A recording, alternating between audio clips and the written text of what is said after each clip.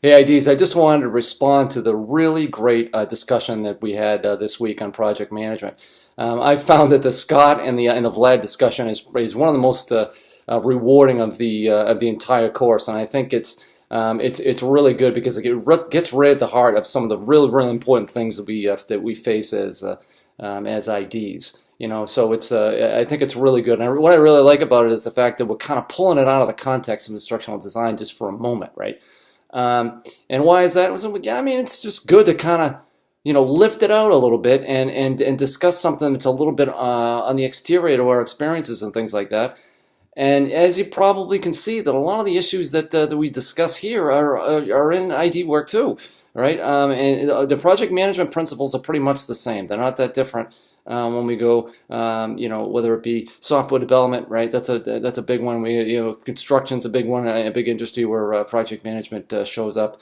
And then, our question this week is it in instructional design work? It seems like some of you are thinking that, at least elements of it, right? Now, thinking about Scott and Vlad, I purposely over a couple of years, I've tried to refine these two characters so that they're really kind of are very complementary in their skills and in their gifts, right? As you can well imagine, they're very different. They're very valuable, but you can almost cancel them out if you put them together, right? So it's really kind of interesting. So Vlad is the popular one. He's been around forever, right? He's the veteran. He's the one that's been with his boots on the ground, so to speak, for years and years, because his dad was in construction, right? So he's very attached to it. He's very well respected by the people that report to him. And the truth is, in this particular situation, we've seen that. Sometimes, he kind of falls behind schedule a little bit, but you know what?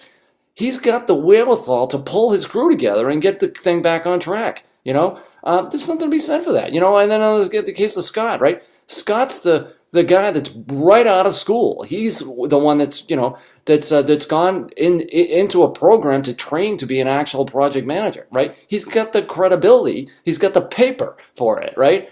And he's also... comes from this field of engineering. So he's kind of a little bit more of a academic type, right? And he's well organized, and he knows the science of project management, right? So who's going to be the one that's going to be the better to tackle this thing? It's just really interesting. It all depends on who your personnel is, really, the exact situation that you're dealing with.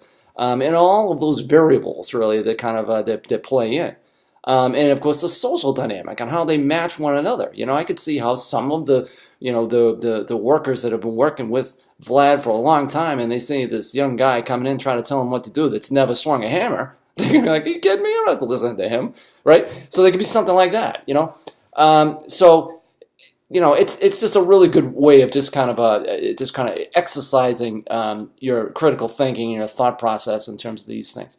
What's the benefit? Hey, I know that you all had pictures in your mind of of people in your past that have matched the IDs of this identifications, that is, of each of these characters, and you probably matched them up and so forth, and maybe thought about how you responded to one of those.